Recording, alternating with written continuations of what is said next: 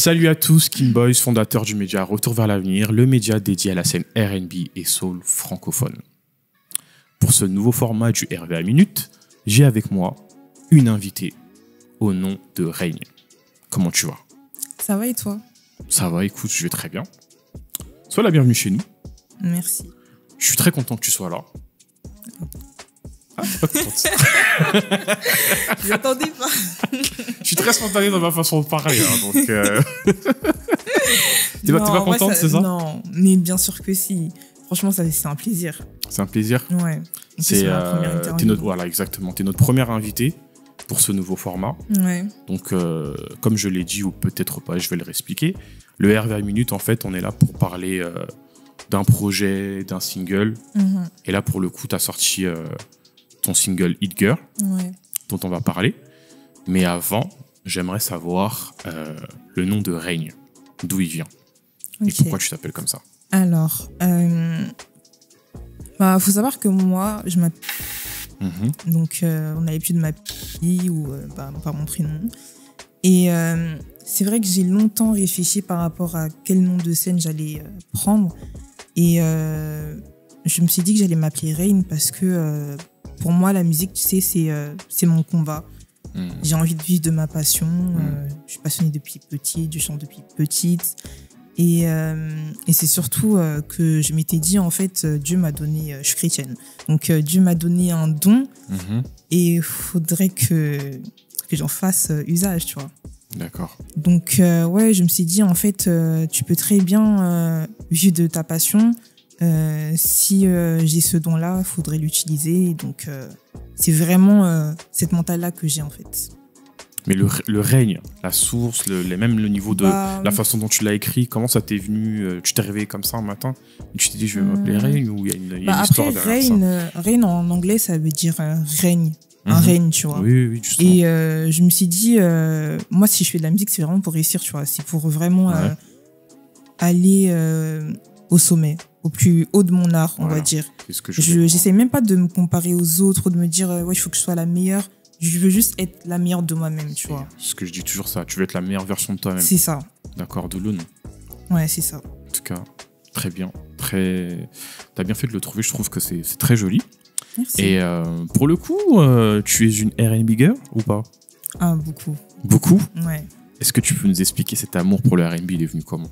Franchement, je saurais même pas te dire parce que à la base, moi, c'était plutôt la pop. Quand je réfléchis, quand j'étais petite, je regardais souvent la télé, on découvrait la musique à la télé. Ok. Donc les clips, c'était hyper attrayant et tout. Dis les noms. Ici, on aime bien dire les noms, tout ça, les titres, tout ça. C'était quoi tes rêves? Moi, mes rêves, franchement, en grandissant, c'était Destiny Child, direct, Rihanna, Beyoncé par la suite. Mais franchement, c'est Destiny Child et Rihanna. Il n'y avait que ça qui passait. Et après, on va dire, elle est peut-être vers mes 10 ans, un truc comme ça, Chris Brown. Un truc comme ça, je pense. C'est venu un peu tard. Pourtant, c'est l'une de mes plus grandes sources d'inspiration. Mais c'est venu assez tard. Chris Brown, c'est ta plus grande source d'inspiration? Ouais. Ouais, totalement. Donc, ouais, moi, comme je t'ai dit, c'était beaucoup plus pop, mais c'était une pop très mélodieuse quand même. Ok, du genre? Bonne question. Alors là, tu me mets vraiment une colle. Parce que là, on reviendra dessus après, t'inquiète. Ouais. Mais disons qu'en gros, c'était de la pop, soit c'était ce qu'on peut appeler, entre guillemets, de l'urbain. C'était en fait quand il y avait des feats entre les chanteurs et les rappeurs. Ça, j'aimais beaucoup. Donc, par la suite, j'ai découvert le rap avec Lil Wayne, etc. Et j'aimais beaucoup... en vrai, il y avait Mariah Carey, tout simplement. Mariah Carey, elle a fait des feats énormément avec beaucoup de rappeurs. Exactement. Et en fait, par là, j'ai découvert à la fois le R&B et le rap. Mais je me suis plus mis dans le milieu R&B, je pense. D'accord. S'il y a des titres... comme Touch My Body ou quoi d'autre. We Belong Together. Un truc du genre, tu vois. C'était plus ce style de musique. Et puis Destiny Child, tu sais, à l'époque, c'était du R&B, mais c'était quand même assez... Je vais pas dire urbain, mais c'était très hip-hop quand même, tu vois. Oui, bien sûr. Beaucoup. Avant qu'elle devienne pop, entre guillemets, c'était vraiment du R&B. C'est comme Beyoncé. Quand elle a commencé, le premier album, c'est vraiment R&B, soul et tout. Et puis après, en fonction de son évolution, elle est plus partie un petit peu d'autres choses, quoi. Ouais, totalement. Mais j'ai beaucoup aimé son album. Hein. Ce dernier, là. Ah, le premier? Non, le premier, ouais.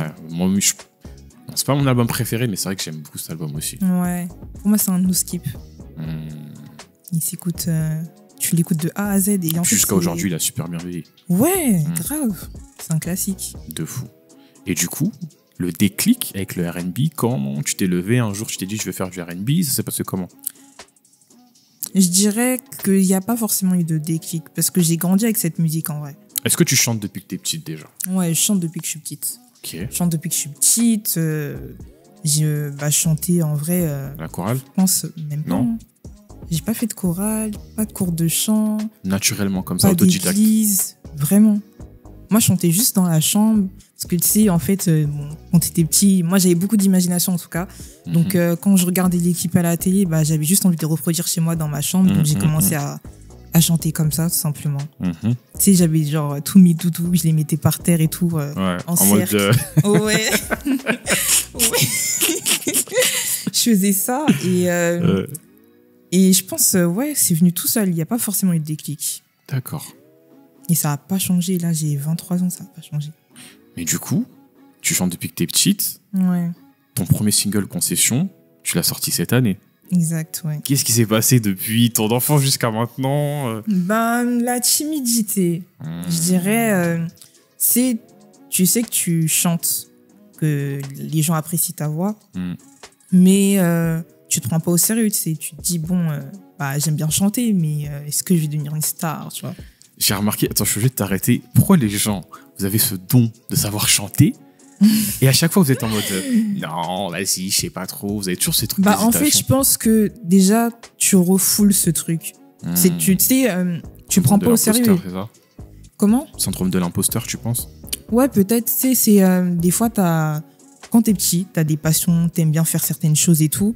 Si tu te mets à fond dedans, tu peux être hyper fort, tu vois. Tu peux exceller dans ce domaine-là, mais tu te prends pas forcément au sérieux. Il y a personne qui va te dire tu devrais t'y mettre pour de vrai, tu vois.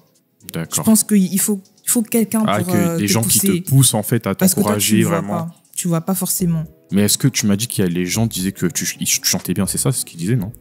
Honnêtement, personne savait que je chantais. Personne ne savait que... Peut-être j'ai bugué dans mon cerveau, j'ai cru entendre ça à un moment donné. Je me suis peut-être trompé. Enfin, je veux dire, personne ne savait que je chantais jusqu'à mes 20 ans. 19-20 ans. Eh ben, t'es discrète, toi. Hein. Très, très, très discrète. Ok. Moi, je disais pas ce que j'écoutais. Tu sais, j'allais à l'école, j'écoutais de la pop, mais vraiment de la pop et tout. Et les gens, ils écoutaient du rap. Tu sais, en 2012, 2014, comme ça, c'était vraiment l'apogée du rap en vrai. Oui, et même moi, en France et tout, rap français, exact, ouais. C'est la période Carizo, tout ça là. C'est ça, alors que moi, à cette époque, j'écoutais à la fois du R&B et de la pop. Donc, j'écoutais pas encore vraiment le rap. Donc, j'ai un peu honte, on va dire, de dire aux gens ce que j'écoutais. Faut s'assumer, franchement, surtout aujourd'hui. Mais là, franchement, aujourd'hui, j'assume tout. J'assume que je chante, tu vois, j'assume que je vais être chanteuse. Ouais, c'est ça. C'est un premier pas. C'est très bien, ouais, en tout cas. C'est un premier pas, mais c'est vrai qu'au départ, c'était très difficile. Et comme je t'ai dit, je pense on a tous besoin d'une personne qui te pousse. D'accord. En tout cas, nous, on est là pour te pousser. Merci. Voilà. On va parler de ton deuxième single, le nouveau, Hit Girl, qui est sorti là récemment. Parle-nous de ce single. L'inspiration, le titre, tout. Comment ça est venu tout ça? Ok. Alors, faut savoir que le son, je l'ai écrit il y a 1 an. Là, clairement, on est en juin? Ouais. Ouais, en août, je l'ai écrit août dernier. D'accord. J'étais partie en vacances avec ma mère et ma sœur à Bayonne. Et en fait, on allait au restaurant, tout simplement. Donc, je m'apprêtais, je me faisais belle. J'ai mis ma meilleure robe, je me maquillais et tout. Et en fait, je veux dire, pendant la journée, avant d'aller au restaurant, j'étais partie à la plage. Et je pense que l'inspiration, elle est plutôt partie de là. Parce que j'ai remarqué que j'ai beaucoup d'inspiration quand je suis au contact de l'eau, entre guillemets. C'est un peu cringe ce que je viens de dire, mais... Tu sais que t'es pas la première à me dire ça. Hein. Ah ouais? Ah oui. C'est hyper apaisant. De Cisé. Mais en fait, le fait de voir de l'eau, le fait d'entendre le bruit de l'eau, je sais pas, c'est hyper apaisant. Et du coup, je pense que tu sais, tu réfléchis même plus, en fait. T'es un peu dans le vide, ça laisse place, et donc, du coup, l'inspiration vient d'un coup. Et moi, en fait, j'étais vraiment face à la mer, il n'y a rien. Enfin, tu sais, tu regardes droit au bout, il n'y a rien, il n'y a que de l'eau. Et je sais pas, c'est venu d'un coup. La première mélodie qui m'est venue en tête, c'est quand je fais « Iker, c'est moi, Iker, oh wow ». Quand je fais ça, c'est le premier truc qui est venu. Comme ça, d'un coup. Comme ça. Wow. C'est venu tout seul, mais j'avais pas encore les paroles, mais j'avais que ça en tête. Et tu sais, du coup, j'ai couru vers le sable, du coup, pour récupérer mon tel et enregistrer direct. Et j'ai écouté ça en boucle pendant tout le trajet, sachant que j'avais quoi, 1h30 de trajet pour repartir à l'hôtel. Et j'ai écouté ça en boucle, en boucle, en boucle. J'ai commencé à écrire la première phrase de cette petite mélodie. Ouais. Puis ensuite, premier refrain. Je commence toujours par écrire le premier refrain, pardon. Et puis après, j'ai eu un blocage. J'ai eu la mélodie du premier refrain, plus l'écrit, mais j'ai pas pu aller plus loin. Et je pense que j'ai fini le son hyper tard quand même. Quand à peu près cette année déjà. Enfin non, on est en 2024. 2023, mais là... Fin de l'année peut-être. Ouais, fin de l'année, je pense, ouais. Ok. Donc j'ai quand même laissé traîner, j'ai écrit d'autres sons. J'aime trop faire ça. Et est-ce que ce son-là, il a été écrit avant ou après Concession? Avant... bonne question. Techniquement, ouais, c'est avant Concession, ouais. Mais après, Concession et Hitgirl, je les ai écrits au même moment. Hein. C'était vraiment pendant mes vacances. Ah, donc les vacances, ça t'inspire? Ouais. Non, ouais, franchement, je pense qu'il y a 2 jours d'intervalle entre les 2 sons, hein, quand j'ai commencé l'écriture. C'est juste que, tu sais, quand t'es dans un mood spécial, précis, tu vas pas forcément finir un son qui décrit un autre mood. Comme ça, là, à chaud, là. C'est quoi ta couleur préférée? Le noir. Le noir, ok. Ouais. Et qu'est-ce que la musique, ça représente pour toi? Pour moi, la musique, c'est mon refuge. C'est vraiment mon refuge parce que, comme tu as pu remarquer, hein, je suis quelqu'un d'assez timide, discrète. Et donc, il y a plein de choses que je dis pas forcément, mais que je dis dans mes textes. C'est un moyen d'expression, du coup. C'est vraiment un moyen d'expression. En fait, j'ai commencé à écrire tout simplement. À la base, j'écrivais pas des chansons, j'écrivais des poèmes. J'écrivais... pour vraiment commencer, j'écrivais mon journal intime. Puis ça s'est transformé en poème et ensuite en chanson. Donc, ouais, pour moi, c'est un refuge, c'est ma liberté d'expression. Je me sens soulagée après avoir écrit plutôt. C'est beau, en tout cas, c'est très beau. Et concernant la composition du morceau de A à Z, qu'est-ce qui a été le plus facile et qu'est-ce qui a été le plus difficile? Pour Hitgirl? Ouais. Pour la composition, je dirais le plus facile, c'est la mélodie, la top line. Oui, ce qui t'est venu en premier, ouais, du coup. Vraiment, la top line, l'écrit aussi, finalement. Mais le plus dur, c'était la prod, parce que j'avais vraiment... En fait, je voyais particulièrement ce que je voulais dans ma tête. Et maintenant, c'est dur d'expliquer ce que tu as en tête à quelqu'un d'autre pour qu'il fasse la même chose. Je vois totalement ce que tu veux dire. Ça, c'est trop dur. Parce que j'avais vraiment la chanson entière dans ma tête. Avec les détails très précis. Tous les détails. Vraiment tous les détails. Mais c'était... Non, expliquer ça. C'est dur. Mais comment t'as fait, du coup, pour expliquer ça? Moi, généralement, quand je compose, j'envoie les top lines et j'envoie des chansons qui se rapprochent de ce que je veux. Ok. Donc, j'envoie une chanson, je dis, tu vois la manière dont il chante, l'interprétation, tu vois la prod, les détails de la prod, comment ça commence, comment ça se termine. Ça, là, ce que tu dis, ça, t'as fait ça avec Hitgirl. Ouais. Mais est-ce que tu peux nous citer des chansons?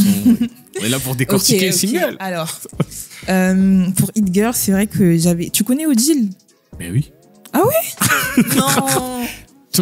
Ici, c'est retour vers l'avenir. Hein. C'est dur de...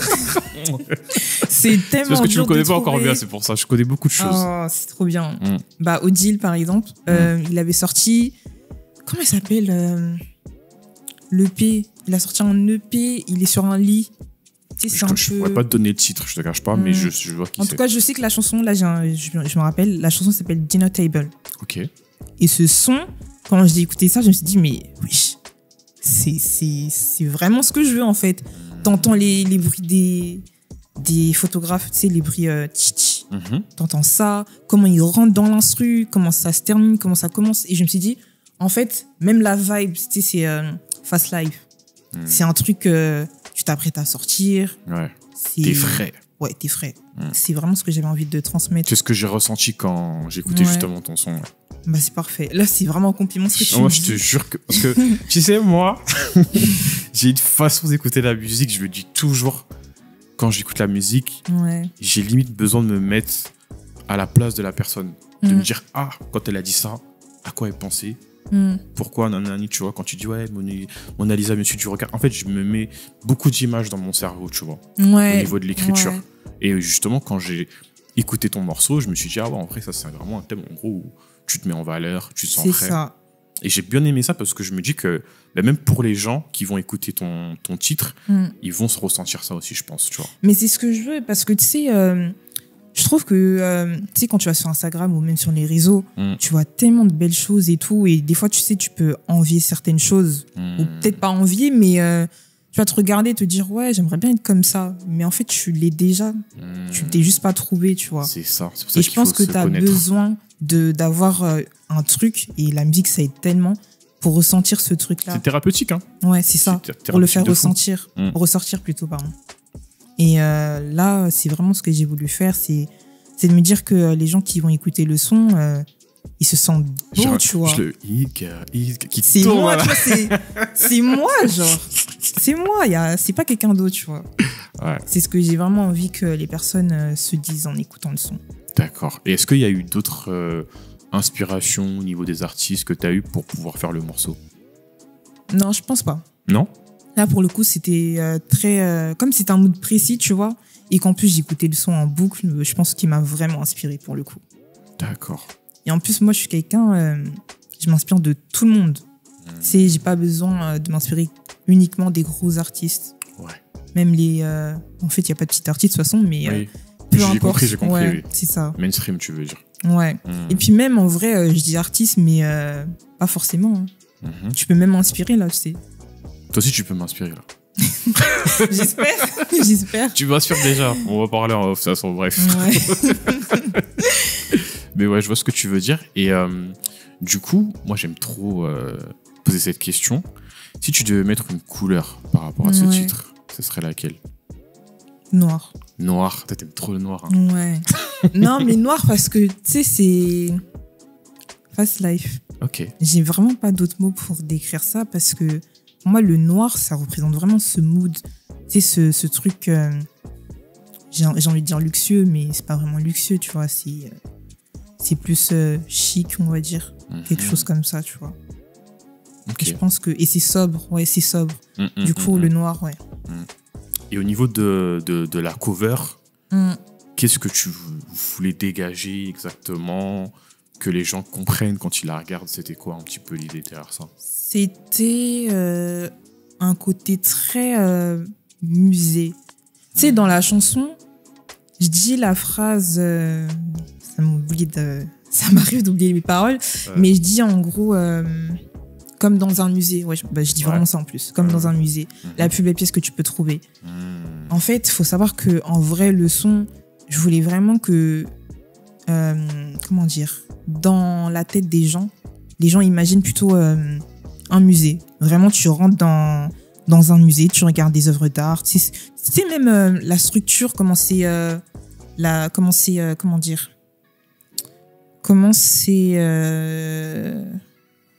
ouais, j'ai plus les mots.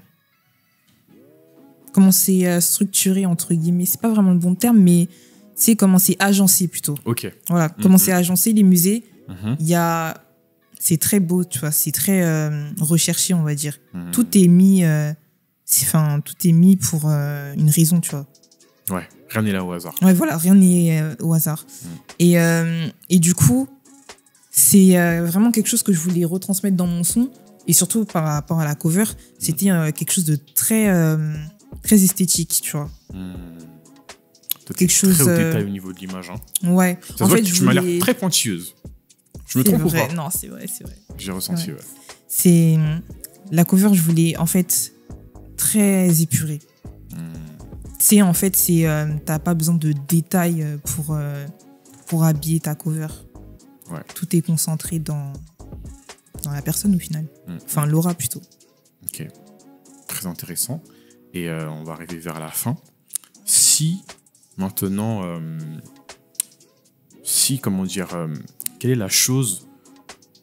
On va peut-être, sans parler du single ou parler en général, Ouais. quelle est la chose que tu apprécies le plus lors de la composition d'un single? Que je te parle de que ce soit au niveau de l'image, au niveau de l'écriture, au niveau du studio, au niveau, je peux dire, des harmonies, n'importe quoi. C'est quoi le... Même si tu peux faire un classement, vas-y, Ouais. dis-moi.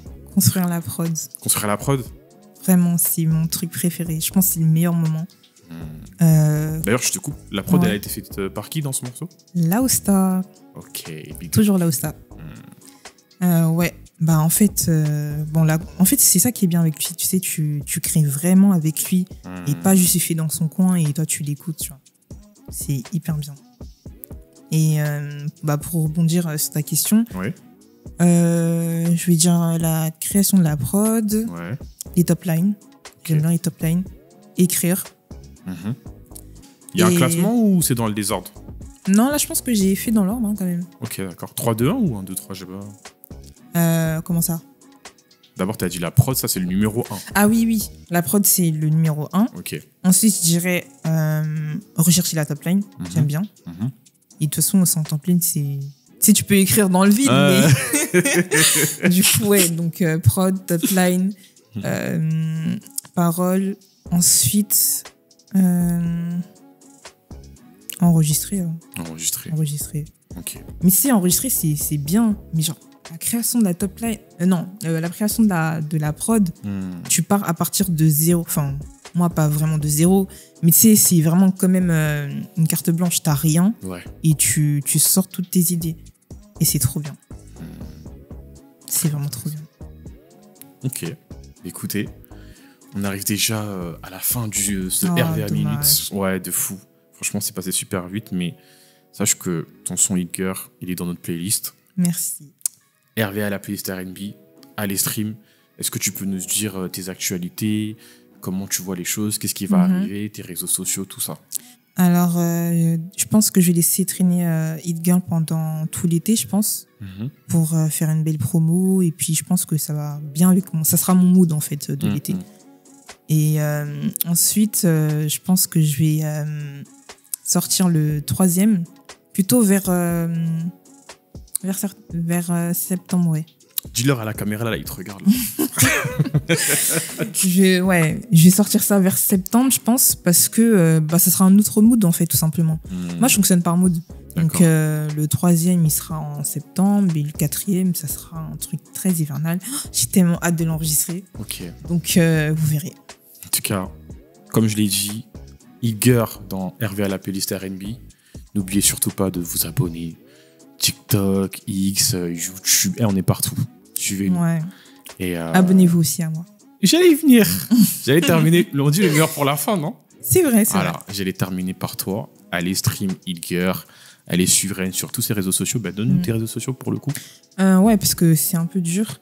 Regarde la caméra, vas-y. Solili, vous pouvez vous abonner à Solili sur Instagram, sur Twitter, TikTok aussi. Solili avec 3 O, S-O-O-O, Lily. Ok, mais écoute, merci à toi. Merci franchement pour ma première Ça va? interview. Ça Je m'a t'ai fait senti à plaisir. l'aise Ouais, à la maison ou pas? à la maison. Je t'avais dit. Je t'avais dit que ça allait bien se passer. C'est à la maison. En tout cas, merci beaucoup. C'était King Boys pour le RVA Minute avec Reigne pour son single Hit Girl. Abonnez-vous et on se dit à la prochaine.